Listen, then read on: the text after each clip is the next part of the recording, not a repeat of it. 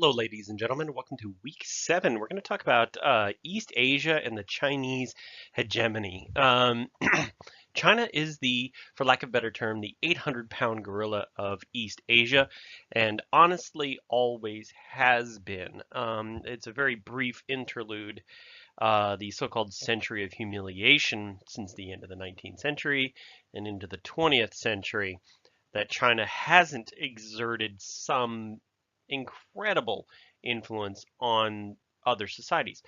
That being said, it's not like it's all outgoing. It's all like exporting culture. It actually imports a lot as well.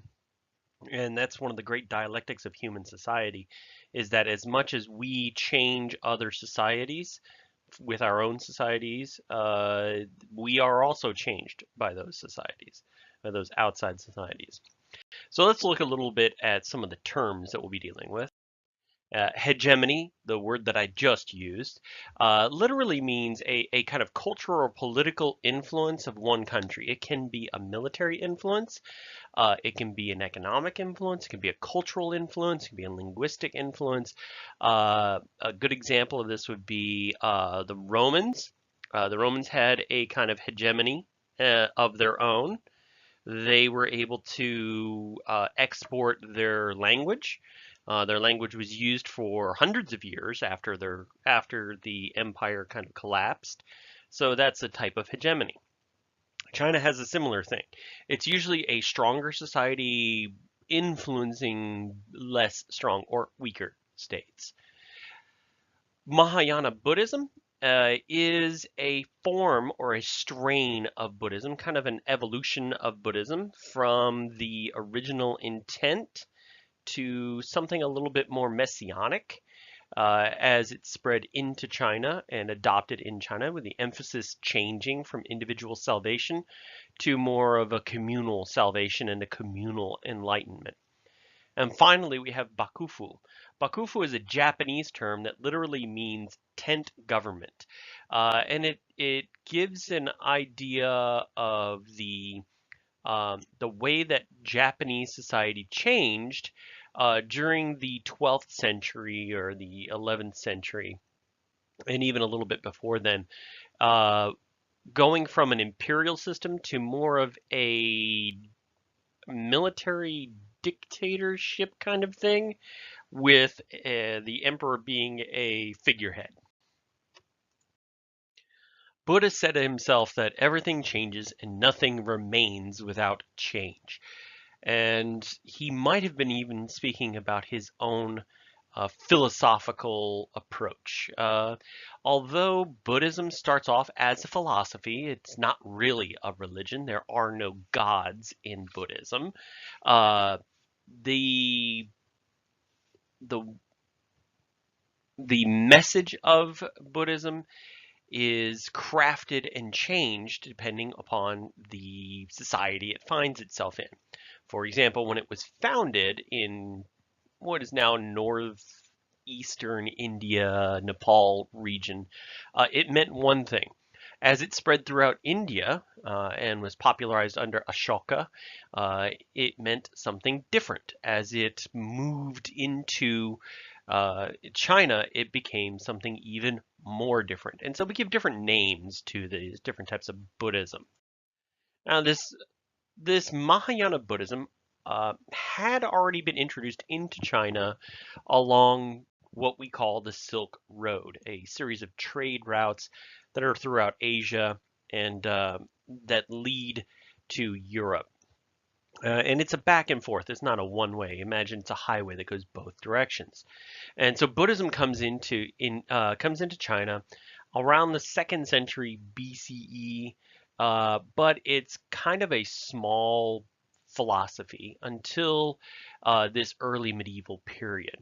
Buddhism is embraced at this point as a new philosophy and a new religion by Chinese society, looking for some beacon of hope in a collapsing society. The end of the Han Dynasty in the 3rd century BCE really shatters the stability of China. And that's one of the things, one of the recurring themes of Chinese society is you have these long periods of stable, prosperous expansion that eventually kind of declines and collapses into chaos.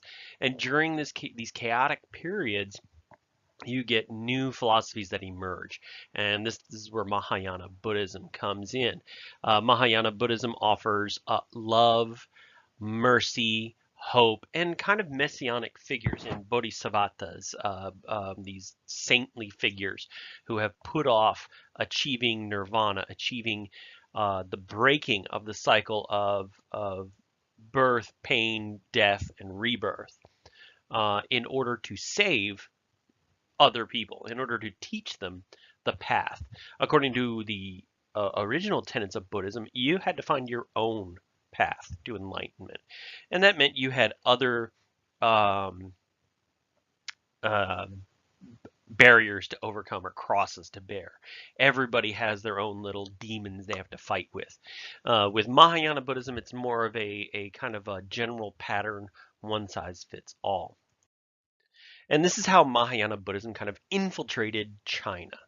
The period in which it finds itself is called the Warring States period, the Three Kingdoms period.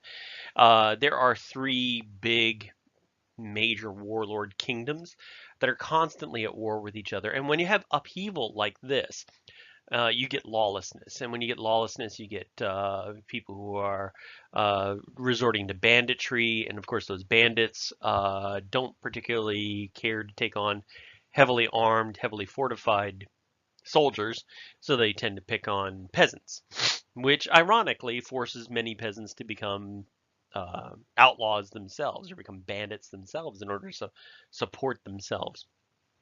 So you got this really chaotic period, and it's an alteration, as I mentioned before, of the original Buddhism. The messianic figures, these bodhisattvas, are saints. They are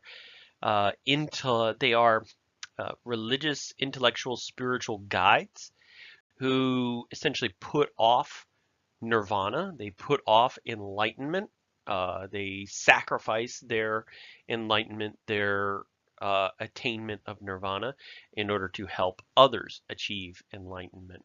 And they pass their teachings on to others, and they start whole communities. People who are unified in an identity, unified in a vision of the future and of the afterlife. And it's not necessarily Buddhism per se, but it's also an amalgamation of different Chinese philosophies and other non-Chinese philosophies. A good example would be Confucianism. Confucianism was all about living in moderation. Well, Buddhism also talks about living in moderation, the so-called middle path.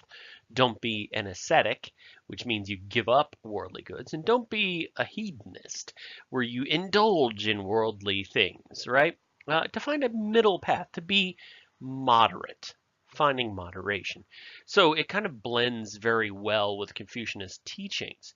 And some of these teachings can be contradictory. It's not unusual for religions to pick up contradictory teachings. A good example would be the Christian pacifism, but then you kill people for in the name of God.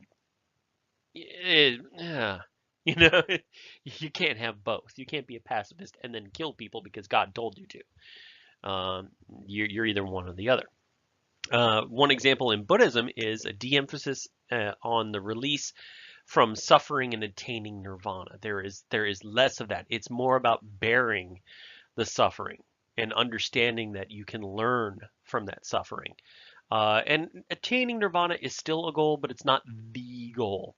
More appropriately, it's living justly, living modestly, that is more attainable. You can think of it this way. Living justly and living modestly are goals that you can achieve, right? So they're milestones, they're waypoints that you can do. How can I be a better father? How can I be a better sister? How can I be a better citizen? Well, I can stop being, I can stop berating everything my family does. I can stop acting like I know everything. I can stop um, criticizing people. I can stop being passive aggressive, that sort of thing. So these are little milestones, and those are ways of breaking suffering, not only of yourself, but of others as well. Because when you're passive aggressive, for example, when you're being very uh, mean spirited, you are inflicting a psychological harm upon somebody else. You're making their life miserable. And you're also making yourself miserable because you're setting people up for failure. So, by doing these small goals, you do eventually reach that end mission, if you will, of your teachings, which is to achieve nirvana, to achieve enlightenment. And Buddhism penetrates into Chinese culture and is adopted as an aspect of Chinese culture. Other societies near China, like Japan, Korea, Vietnam, and even Tibet, uh, absorb a lot of the culture, including Buddhism. So you have this fusion. This Mahayana Buddhism is a fusion of all these Chinese philosophies, packaged and reassembled as a new kind of Buddhism. And it seems to be a fairly effective kind of Buddhism. It's taken back to Japan, where it kind of undergoes another transformation as well. It goes into Tibet, where it undergoes yet another transformation. So, if you hear that somebody's a Buddhist monk from Taiwan, and then somebody else is a Buddhist monk from Nepal. They don't necessarily have the same teachings. They don't necessarily have the same priorities. They don't even necessarily wear the same clothes or anything like that. It's all very adaptive. It's like saying, "Oh, I'm a Baptist, and so I should have everything in common with a Methodist." It doesn't quite work that way, right? There's not quite the same uh, one-to-one ratio. So there are some parallels, however, we can draw from Christianity, just like in Europe, and we'll get to what happens in Europe, and just kind of a preview here. Just like in Europe, the spread of Buddhism in China serves as a method of stabilization.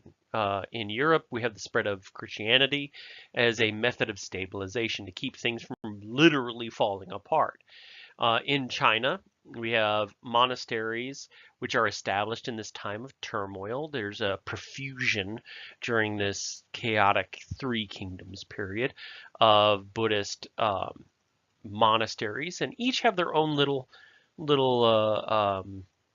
specialty or their own little attractive quality to them.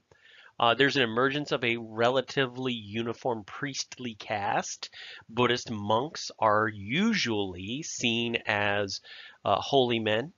They are offers of spiritual guidance. There also tend to be mendicants. Mendicants are poor people. They don't own anything, and they do this consciously. They do this in order to relinquish worldly goods and the command that worldly goods have upon them, and they rely upon the charity of people that they help. So it's kind of a quid quo pro. And they also set up this idea of pilgrimages. There's pilgrimages to and from India to different monasteries. Different monasteries become learning centers.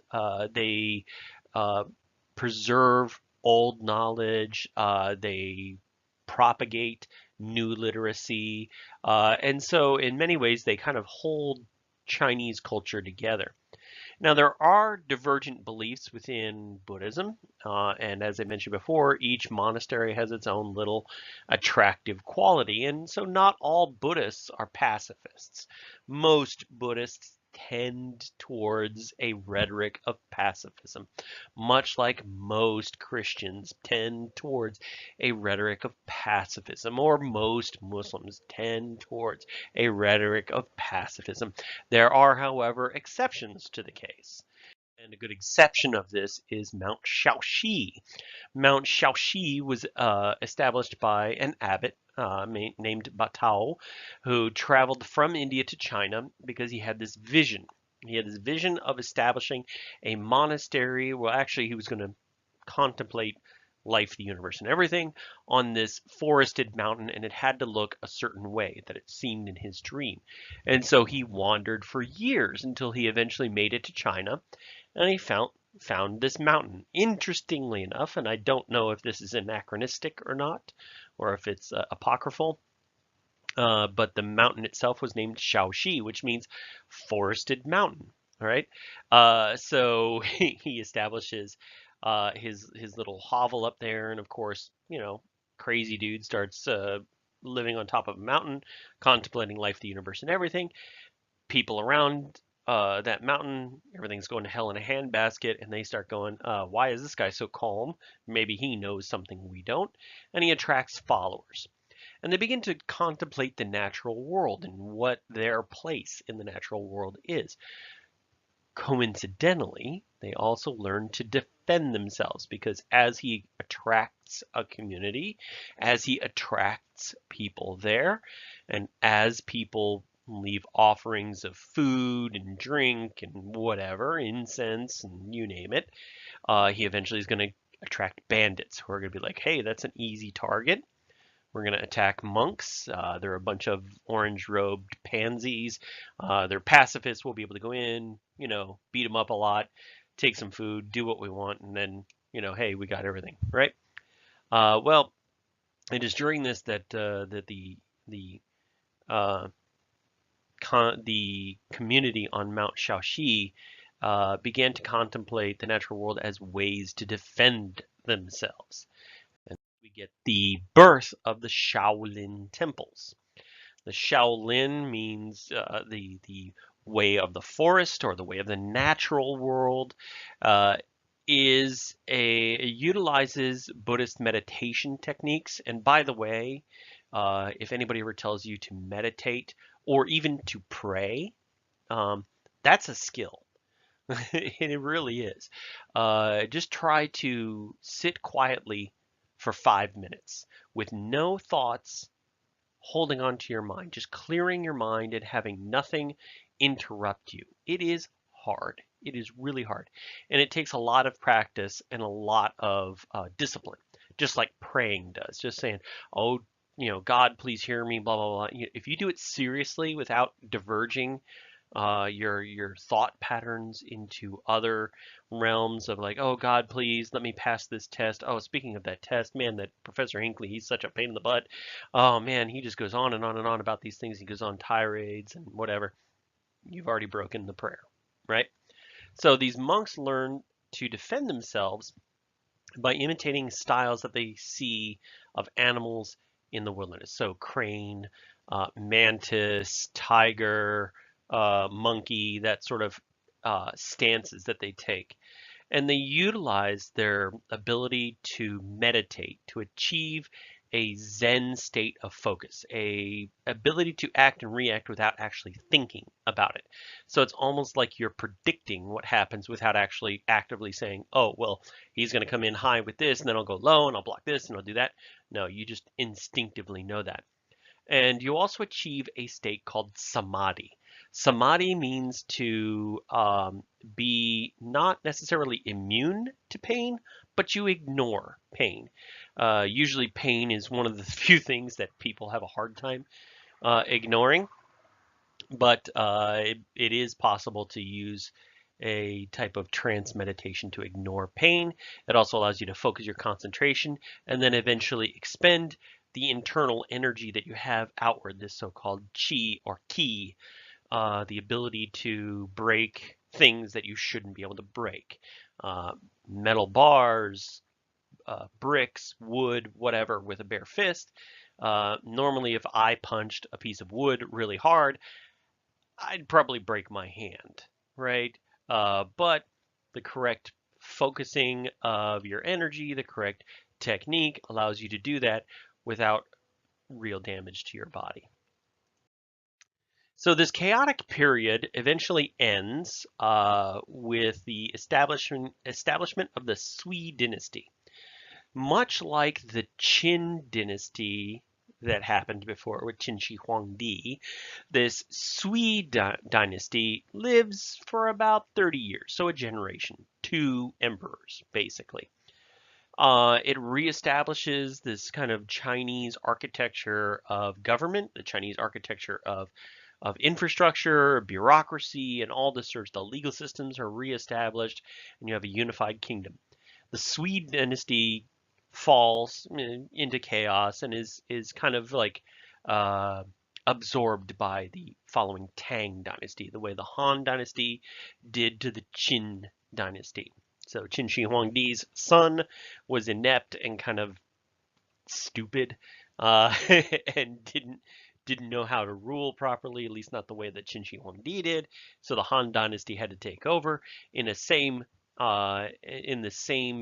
vein, Emperor Yangjian, he had a son who also was incompetent. And then the advisors that were the that eventually built the Tang dynasty um, established a several hundred years long stable society that builds upon the conquests of the predecessor. So you have really good conquering dynasties, but they suck at ruling, and then you have a really good ruling dynasty that comes in afterwards.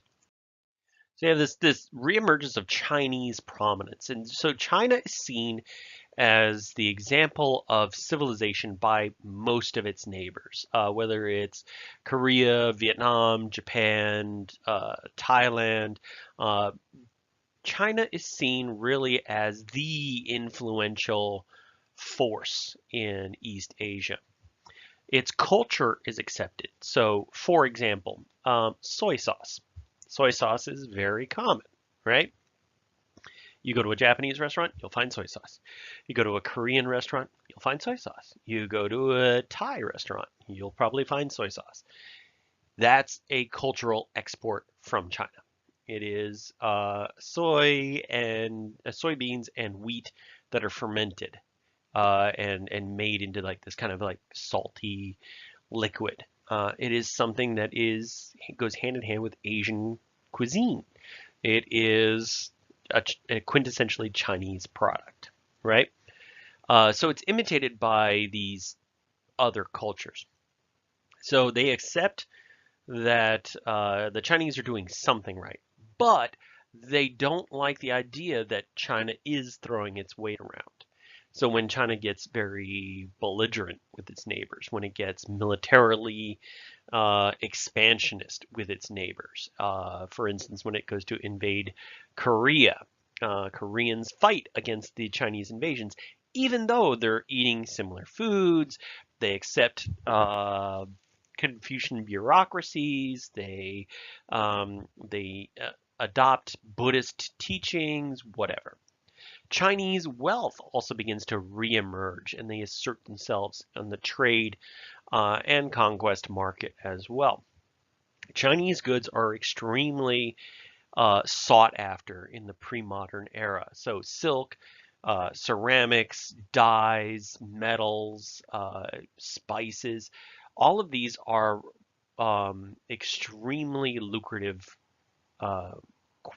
uh, extremely lucrative products that generate a lot of tax revenue. And this, interestingly enough, um, spurs the emergence of a prosperous middle class, which can then afford to educate their children, and their children go on to help propagate that bureaucracy or become merchants themselves. So in many ways, having a good economy ensures that you have a very stable society. Likewise, having a very stable society with a good infrastructure, in other words, schools, roads, police, that sort of thing, that are paid for by tax dollars, does prosper the merchant class. Standards of living during these great Chinese periods of stability are phenomenal. I mean, they're amazingly luxurious.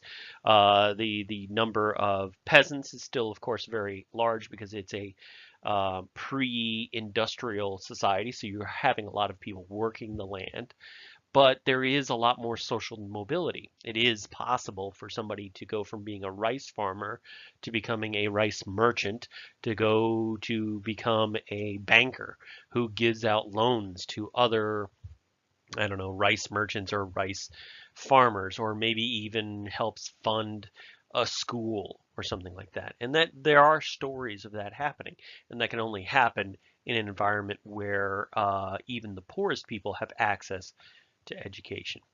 So the Chinese essentially become the yardstick by which other cultures measure themselves, especially Japan. Japan here is slightly to the east of China, a little northeast of where China is. The native Japanese, there was a native Japanese population that was essentially conquered by about 500 of the current era, roughly about this time. The Asian invaders claimed that they had descended from this Shinto sun goddess, Amaterasu. The Shinto sun goddess had basically given them a message to take over this island, and they used the indigenous war around 500. They used the indigenous religion to wage this war around 500 of the current era. 50 years later, Buddhism begins to kind of infiltrate into Japanese society. So about 550 of the current era, you have this kind of war between a Buddhist clans and Shinto clans. This eventually leads to a weird kind of amalgamation of um, religious and political and social beliefs that leads to a precursor to Shintoism, the religion. It's not yet a religion per se. It's not really tied to the gods. It's tied more to the worship of your ancestors and to honoring your ancestors and to honoring history. And the gods really aren't Shinto specific. They're not like um, proprietary, for lack of a better term. And a lot of Shintoism reinforces connections with the past. Folklore, history, mythology, all of this is about recreating a mythological past of a time when humans and spirits lived in harmony, the way to interact with humans and spirits, about how to keep your ancestors happy and keep them from messing with your life as it is. And so we have this early imperial structure called Soga, the Soga era. Now, the Buddhists, the Sogas, they win this war between the Shinto and the Buddhists.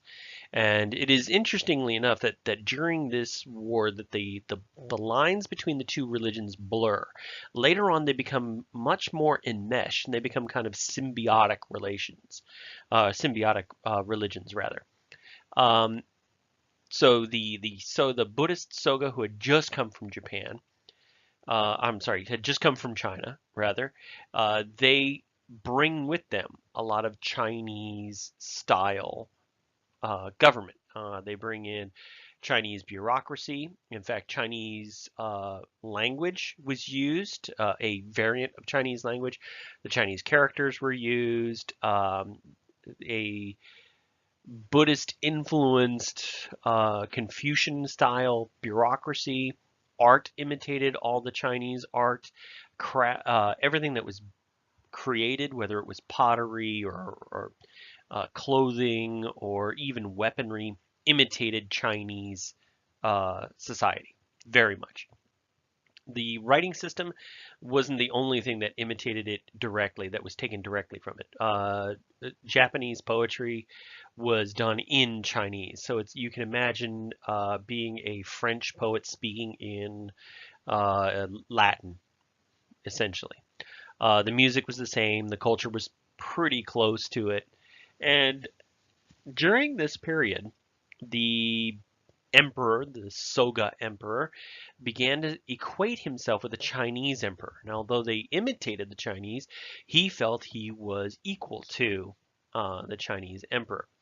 The Chinese emperors, of course, always rejected this assumption of equality. First off, I mean, you're just a podunk backwater uh, backwater barbarian pretending to be an emperor, when in reality, here we are with the legitimate dynasty of the Chinese, and we have a very distinct lineage, and we are far more powerful than you are. So you have this rejection, this his over generations, this rejection of the legitimacy of Japanese society. Uh, Eventually, it leads to the emergence of a new dynasty in Japan called Heian Dynasty.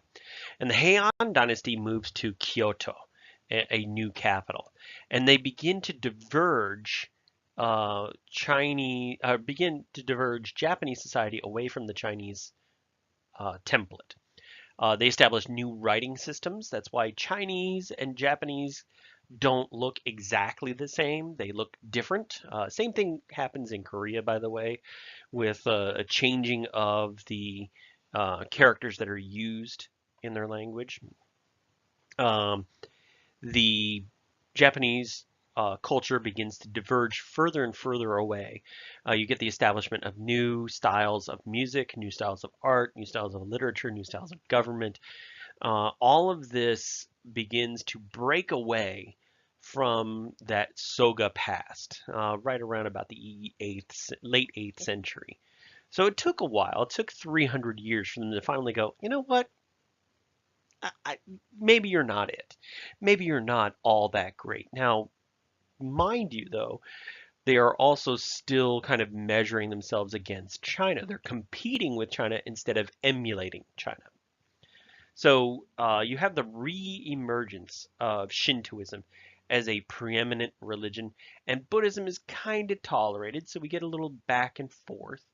So you get this re-emergence of Shintoism. Buddhism kind of takes a back seat.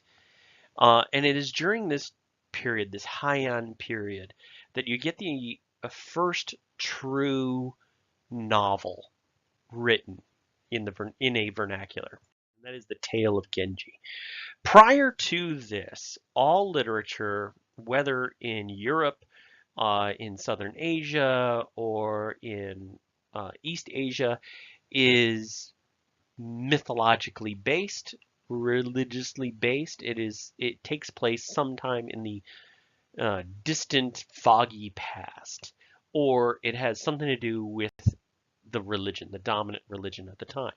The Tale of Genji is more focused on characters, establishing characters, dialogue, interaction, and relation between each other. There's no big war that's going on. There's no big lesson to be learned. There's no moralism. It's just a good story. And this was written in the 11th century at the height of Heian Dynasty. It is this distinctly Japanese um, work of art. It exudes all these changes that happen under Heian Dynasty. So there's this emphasis on romance, this kind of love, this courtly love, but also a very sensual love as well. There's adventure, there's supernatural things that happen. It is essentially kind of like the Harry Potter of its day. In fact, Japan has remade, I should say, they've republished this tale several different ways. It's been in manga, illustrated books. It's been in movies, TV series, and it's constantly being retold. It is like the touchstone for Japanese society. And it has had a lasting cultural history. I'll have links to what the Tale of Genji is all about and also Heian Dynasty in the additional resources. It is also during this time that the emperor becomes increasingly irrelevant in Japanese society. Now, we had mentioned before that during the Soga period, the emperor was trying to pattern himself on Chinese society, and that didn't quite work out. They weren't quite the power that they wanted to be. And so there was this change in dynasty. And as the dynasty changed, you have the emergence of this warrior class, the so-called shogun. Shoguns were initially servants. They were the retainers of the emperor.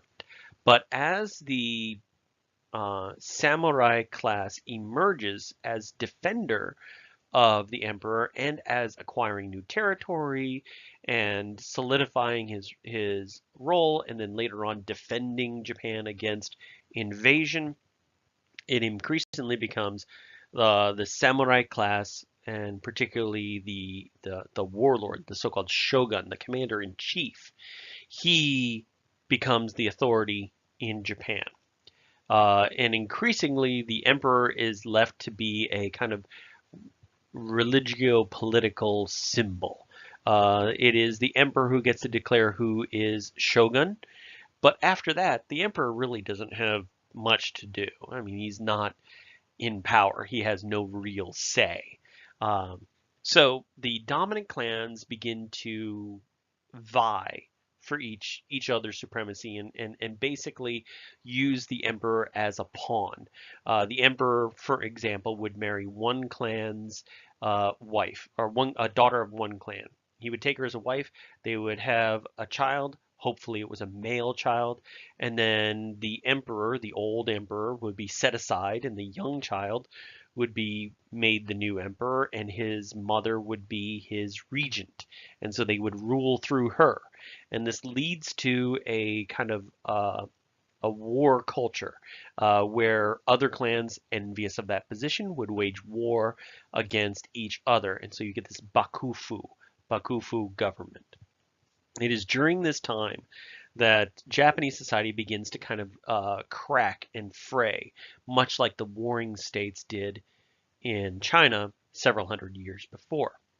And this is where the two religions, the religion of Shintoism and the religion of Buddhism, finally find their commonality, and they create this kind of um, a mutually supportive network of beliefs that mesh very well. I mentioned before that the gods aren't really associated with Shintoism per se. They become more associated with Shintoism, but they also include a lot of the Buddhist practices. So Shintoism believes in honoring the past. They also highly value cleanliness, in particular spiritual cleanliness, also heritage, and a connection to the spirit world. Now, one of the downfalls of Shintoism is that dead bodies, by Shinto practice, are corrupt. They are not just dangerous to you as a person to get diseases, but also dangerous to your soul. You become ritually unclean by handling dead bodies. Well, Buddhism has certain rites that deal with the dead, particularly with remembering the dead and to inter them. And so Buddhism steps in. So you have these Buddhist priests who aren't held to uh, that Shinto stricture about cleanliness, and they're appreciated. And so followers of Buddhism and followers of Shintoism work together to provide funeral services.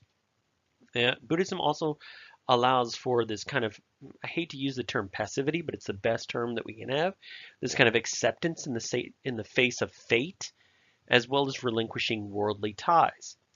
Now, how does this play out? How does this play out in pragmatic terms? Well, it plays out really well with those aforementioned samurai. The samurai ethics, the so-called Bushido code, which is a very loaded term. Bushido is a set of ideals, much like chivalry is a set of ideals. Did they 100% live up to these? No, not really, because at the end of the day, the Japanese are human, right? And humans are very um, mercurial. We pick and choose what we want to believe and what we will practice and what will be our line in the sand, and things that we say we'll do, but then we actually do are different. So we have, however, this influence on the ideals of samurai society. The samurai class are the top 10%-ish, 8 to 10%-ish of Japanese society. And theoretically, it's a meritocracy. But also, it's predicated upon the willingness to die, to be brave in the face of impending doom. Other classes, if you are a merchant or you're a peasant or you're an artisan, if you are another class in that society and you're not a warrior, the other 90% of Japan, you were, sorry, just a moment. So it's resignation of your lot in life, that if you are a rice farmer, you're going to live your life as a rice farmer, and that life is fleeting, that death can come for you at any moment. You could be killed in a war, you could be killed by disease, you could be killed by not showing the proper deference to a samurai. And so, as I mentioned, oops, excuse me. So the top 5% of Japanese culture were actual warriors. They were the actual fighting people. The other few were females or people who are born into the correct class. And within these fighters, you have the samurai as a general group, and then you have their local lords, which are called daimyo. And at the very top is the shogun. The shogun is the commander in chief, if you will. Below them, below the samurai, you have merchants. I'm sorry. Below the samurai, you have peasants. These are the people who work the land. These are the people upon whom Japanese society would not exist. So they are slightly better off than, say, the artisans, the people who make swords or pots and pans or sandals or maybe are cooking food. The artisans are better off than the merchants. The merchants are the ones who do the trading. They move around a lot, and they're not trusted in Japanese society for a very, very long time. In fact, they're seen as parasites upon society because they seem to only exist to make money, not to give to the society. Position and honor means everything. Your honor is supposed to be more important than life. If you swear fealty or swear loyalty to your lord, you are to keep it unto death. And the only way to recoup your honor is to commit ritual suicide called seppuku. It is a very very brutal ceremony, usually done in front of witnesses. And even though you may have heard of it before or maybe even seen it in some movies, it wasn't all that common and usually was a kind of last resort. It was not unusual for, if the tides of battle or the tides of politics were changing for your lord, to make a secret alliance with the up and coming guy to look out for yourself. Still, the ideal was that your duty and your obedience determined your honor. So that Bushido code was a code of conduct that emerged over hundreds of years that supposedly defined the rules for the samurai class. This is kind of to make the society more stable. Your obedience to your lord and master was supposed to be absolute. Honor above all, your personal honor and your clan honor, that you were to live frugally. Now, is this a Buddhist trait? Yeah, kind of it is, but also it was to prevent people from being bribed, prevent soldiers from being bribed, because if you were living high on the hog, you could easily be bribed because you want to keep living that way. You had to practice martial arts every day.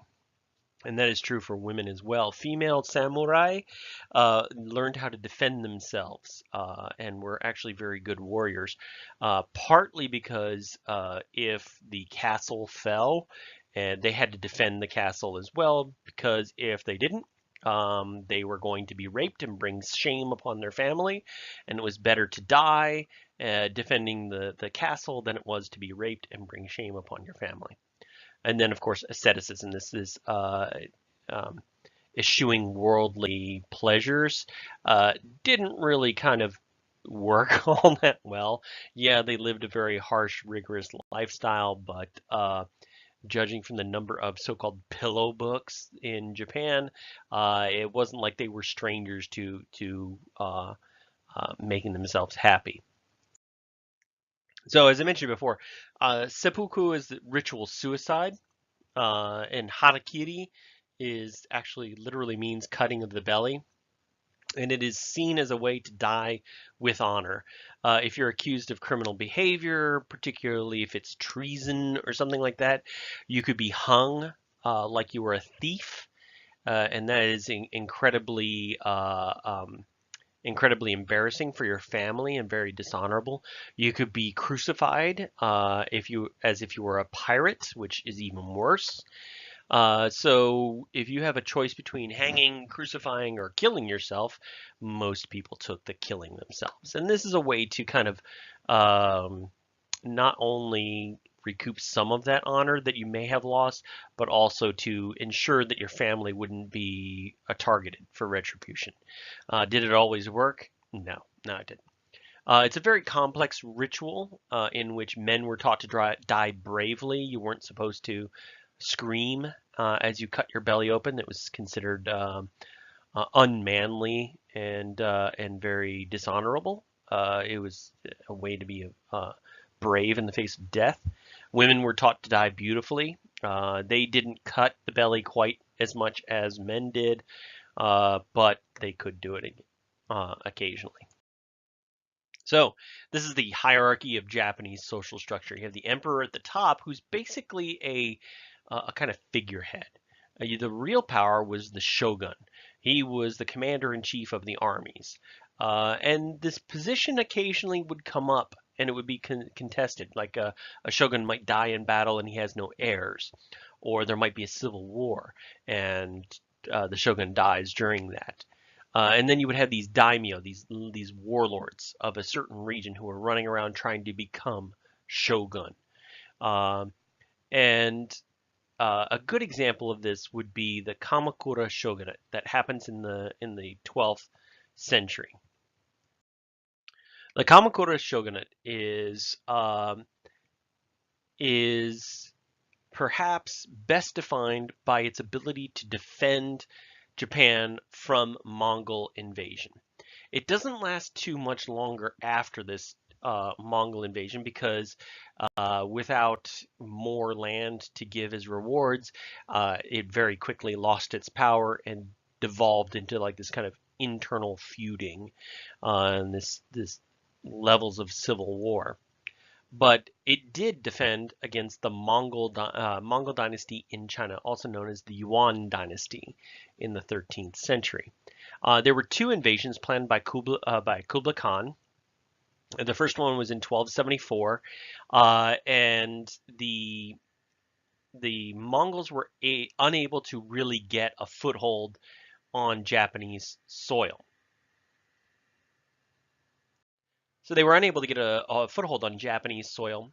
And while they were waiting in their ships, a typhoon springs up and comes in and just wipes them out. Has anybody seen the heavy devastation from the Hurricane Maria as it hit Puerto Rico? You know how devastating it is. Or the one that hit, or Harvey that hit Texas, or Irma that hit Florida. Well, a few years later, about 7 years later, another invasion is planned. This one does allow the Mongols to get into Japanese territory, but there's this line of defenses that the Japanese had put in place that essentially stymie the numerically superior Mongol armies. during one of the major battles, it started getting really a real terrible storm started coming in. And so the Japanese kind of hunkered down and allowed the Mongols more access into their land. But by doing so, the Mongols were exposed, and so the majority of the force, about half the force, is killed by this typhoon. These two typhoons were seen as divine interventions, and they acquired the name kamikaze, which means divine winds. And the Japanese believed that the gods had prevented the Mongols from invading. And to be honest, it's just too much of a coincidence. Why not? Sure, why not? The gods did. But it is pretty lucky for the Japanese that they had that they had typhoons the way that they did, and that destroyed these forces. It allowed the Kamakura shogunate to limp on for about another century before it devolved into internal warfare. All right, guys, that is it for this chapter. Remember, we're doing chapter 7, okay, about East Asia and the spread of Buddhism. You'll also learn a little bit about Korea and some of the other regions in Asia. I just focused on China and Japan specifically because I wanted to keep it kind of narrow in the focus. Don't forget to submit work for Activity 7. Don't forget to look at these resources. I'm putting them up for you. All the videos and stuff, those are useful for you, and the reliable sources. I'm not a fan of just Googling it and taking the first couple of hits that you find. Those are not always the best ones that you can find. We're looking for resources that are historically valid and historically solid, and ones that have good backing with them. Usually um, appearing on university websites, so like Stanford Education, Stanford.edu, MIT.edu, Chicago, University of Chicago, Ohio State University. Those are good sources. Jeff's History Blog.net, probably not. I mean, really, it would have to take some serious vetting to be able to take that as a source. And also, same is true about Wikipedia. Wikipedia can be altered by anybody. It's not a bad source per se. It's a good starting point to get some familiarity, but also you should use that. You shouldn't use that exclusively. All right, and don't forget next week midterms. So midterms is looming, and the midterms will cover everything from week 1 through week 8. All right, guys, that is it for this week. I hope you have a great week. See you again next week.